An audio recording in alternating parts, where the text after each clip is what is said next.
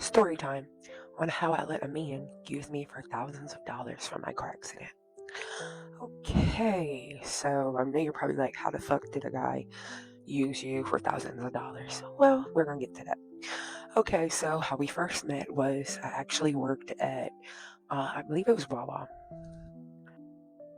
So one night on my shift for Wawa, I worked the night shift, so I worked 11 to 6 a.m., 11 p.m. to 6 a.m.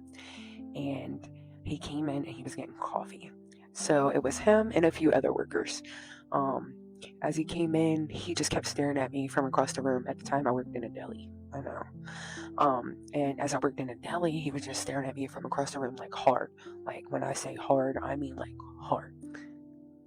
At the time, I had a little bit of attitude, so whenever a guy would say something to me, I would like nudge him off and really wouldn't answer any of their questions, get their phone numbers. It was but a few, probably like two, but other than that, I would not like entertain them at all.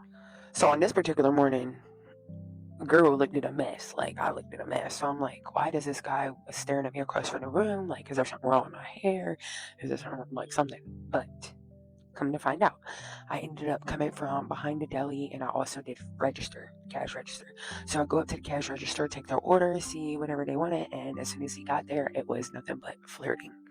So as he's flirting, he's like, "Can I get your number?" Yada yada yada. I'm like, I don't know. You know what? Yeah, I'll give it to you. So eventually, during that night, I did give it to him before he.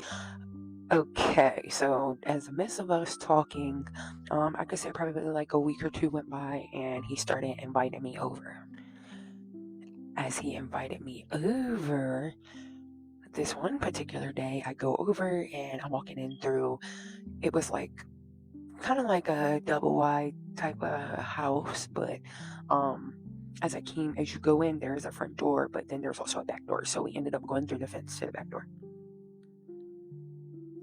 As I make my way in, at the time there was like a little situation that had went on, so was taking care of the two cats that I have. So like I said, as I go over and I'm like going over there to visit my two cats, as I go in, there's a little girl there. So I'm like, hey, hi, this is, your daughter. Is that your daughter? He's like, yeah, that's my daughter. I'm like, okay. So as I continue to walk down the back room, all I hear is, oh no, you got me fucked up. So as I hear that, I turn and look over my shoulder and there's a female sitting there. So the female says, you got me messed up. I can't believe that you would have another female in this house knowing that I'm here. And then she calls her best friend to come and pick her up.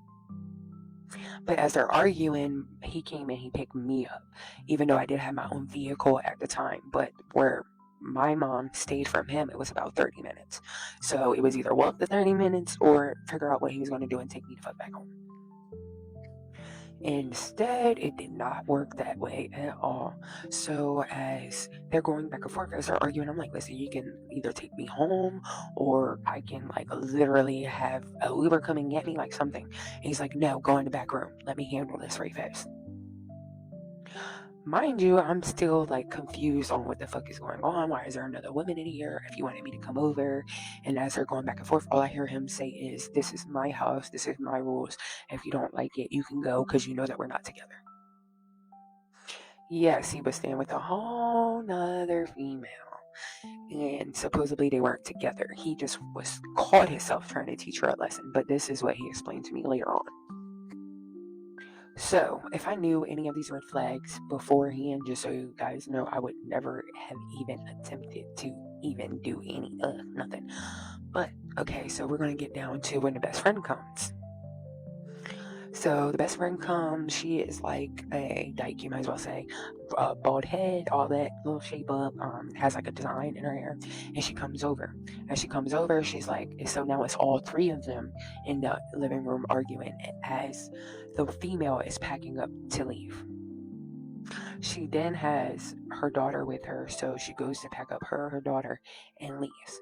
But instead, he asks for the daughter to stay. So her argument was because she didn't know me and she didn't know that I could harm her daughter or her or anything. So she ended up calling the cops. So as the cops get there, they're like, where's the girl at? He's like, he didn't care. He told her to call the cops anyway. And he was like that I was in the back room. So they came back down in the back room. They had a conversation with me and him together, and her and the best friend in the front. So all I hear is, as soon as she came in here, she was acting weird towards my daughter. I don't trust her.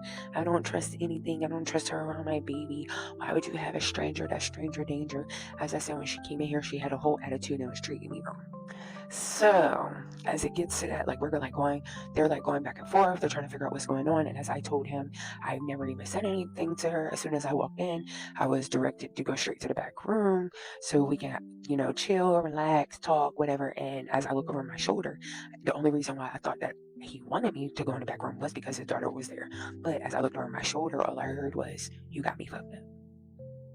So then once that happens, the cop is like, all right, okay, well, who's all, here together, who actually stays here? And he said him, and she said she did.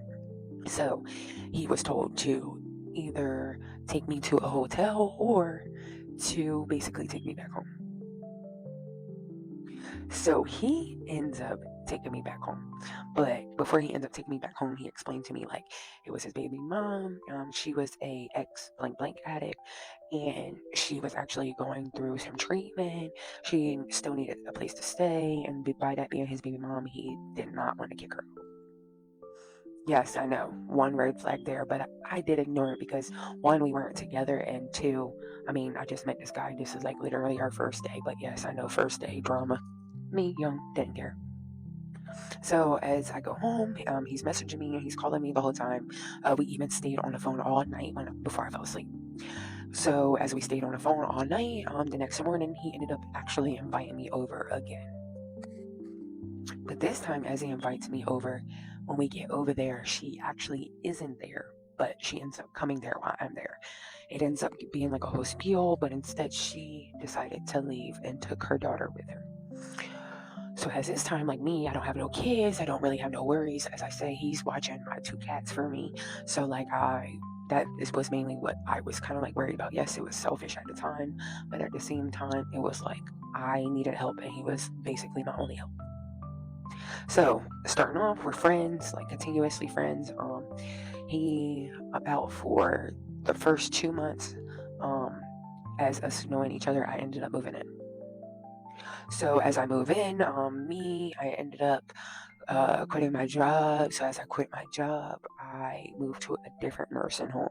But before I moved to that different nursing home, I was actually staying with him for about a month without paying for anything.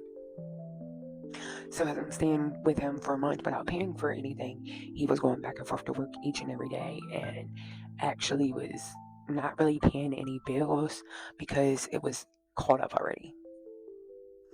So basically, the only thing that I was really buying is food for me to cook, or like cleaning supplies, or stuff for my car insurance, my phone, and that was it. So, as like I said, 2 months in, we're together.